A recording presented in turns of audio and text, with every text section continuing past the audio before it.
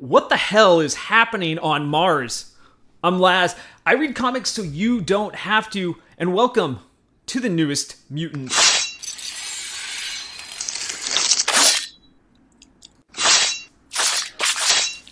On today's Leaner and Meaner 13th episode, we ask, what is happening on Mars, aka Arakko, after the events of the Hellfire Gala? And we get our answer in X-Men Red number 14. Before we dive into the story, let's first take a look at the cover of this issue.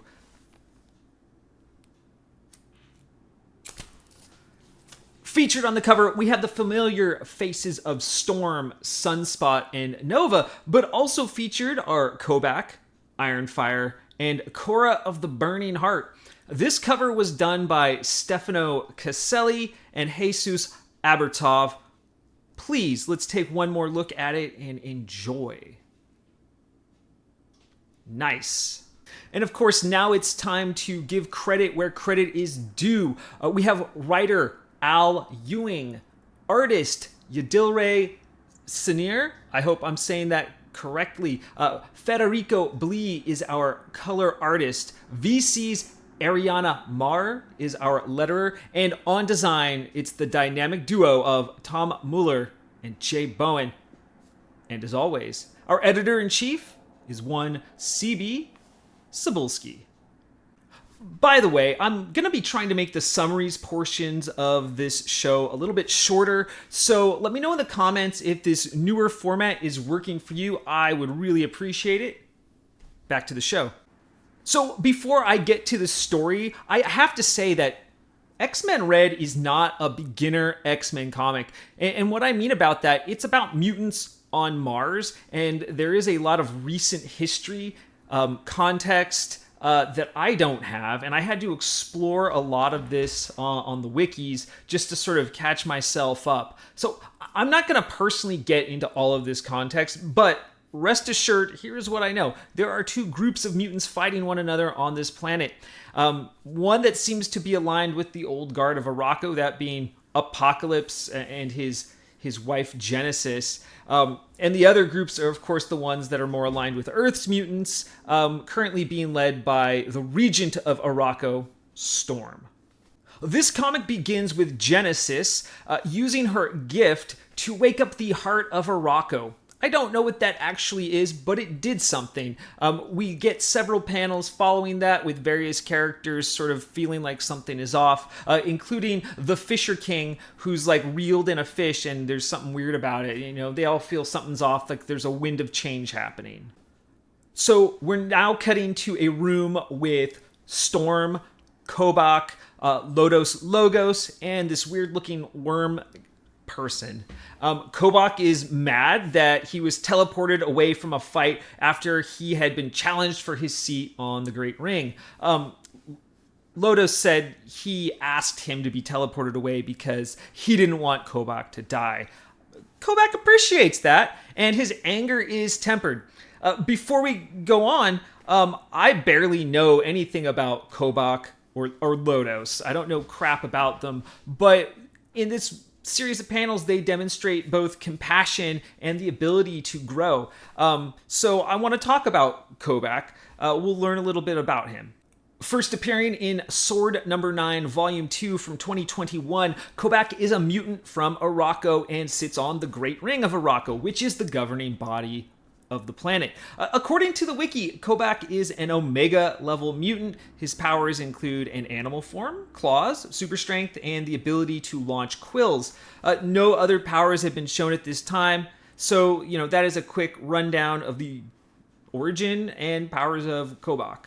Sunspot arrives on the scene and he's beaten and battered, and he's there to inform Storm and the other mutants about the events of the Hellfire Gala, about the deaths of the new X-Men team, Jean, and he names the party responsible. We all know who it is. It's Orchis. In the next few panels, the mutants in the room suss out that Orchis is likely using the chaos on Arakko to their advantage, and it looks like a civil war is about to explode on Arakko between Storm and those following her versus Genesis and her followers, if you will.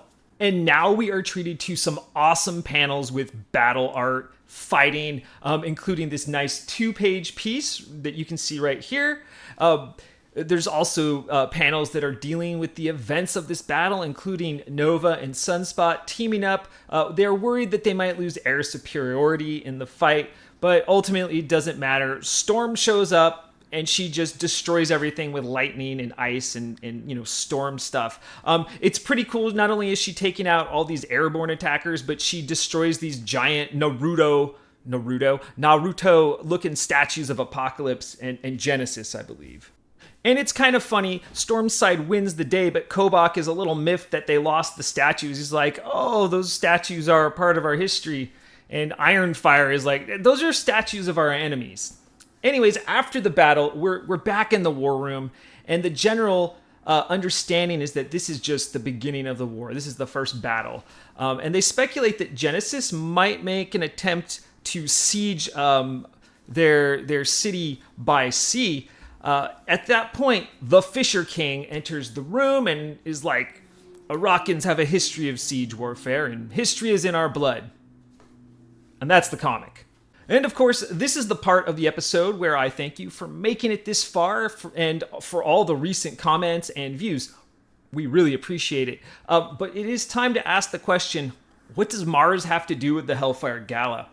I don't know. It seems Arakko has its own thing going, but let me know what you think, because I need some clarity on this subject.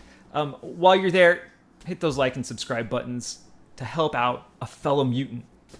All right, let's do my top 3 takeaways. Number 3, Arakko is a mess. It had its own government and people before the Earth mutants terraformed it. Why are they even there? It seems a bit colonial to me. I mean, yes, the mutants on Earth always are trying to not be oppressed by humans, so I get it, but it's a little weird. There's a lot of history, I guess, I need to digest, a lot of recent history. Eventually I'll make sense of it, but geez, Arakko is not a fun planet. What is the Orcus-Genesis connection? It's mentioned in the book that Genesis probably wouldn't work with Orcus, but how did Orcus know to take advantage of this brewing civil war, or did they even know? I don't know. Hopefully that is made clear in future issues of X-Men Red. Finally, will the mutants be ready for the attack on Port Prometheus? They suspect it will be by sea. Someone called the Fisher King has shown up. We'll learn a little bit about him when we cover the next issue of X-Men Red. But will they be ready for this attack, or will it be a disaster for them? Let's find out in another episode in the future. So you're also going to get a bonus extra take on this issue. This is a hard book to get into. There's a lot of recent mutant history that has led to the events here in X-Men Red. And if you're just hopping in like I am, it's a little overwhelming. I would read the Arakko, Krakoa, and Akura wikis on marvel.fandom.com for more history and context. But with that, here are my favorite panels from the book. My third favorite panel is here, Storm destroying the statues of Apocalypse and Genesis. They look like they were taken from Naruto, but now they're destroyed. Very nice work, Storm. Great art. Let's enjoy it. Here's the picture with the shattering statues collapsing. Awesome.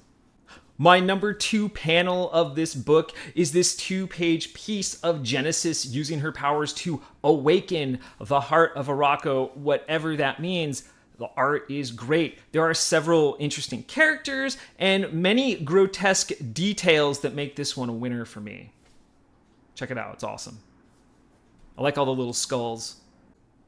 And the number 1 piece of art for me is this epic 2-page battle. It's a lot of art. It really demonstrates the scope of this fight and this war. It also demonstrates to me at least how much I don't know about Arakko.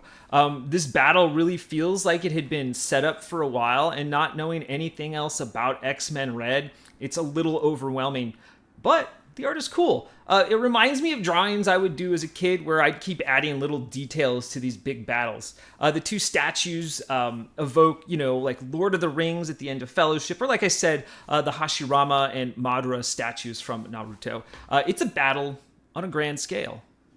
And that's it. But of course, before we wrap things up, it's always time for my favorite part of the show, where I get to show a comic from my own collection. And today we're looking at Uncanny X-Men 201, an excellent classic cover by Rick Leonardi and Whilce Portencio, in which Storm and Cyclops battle for the leadership of the X-Men. Storm wins this particular fight, and Cyclops leaves to join X-Factor. But let's enjoy this classic cover once again up here on the screen. I love it. Next time, we'll be talking about Wolverine number 36, the Helverine. There's claws, right? Until then, I'm Laz. Excelsior.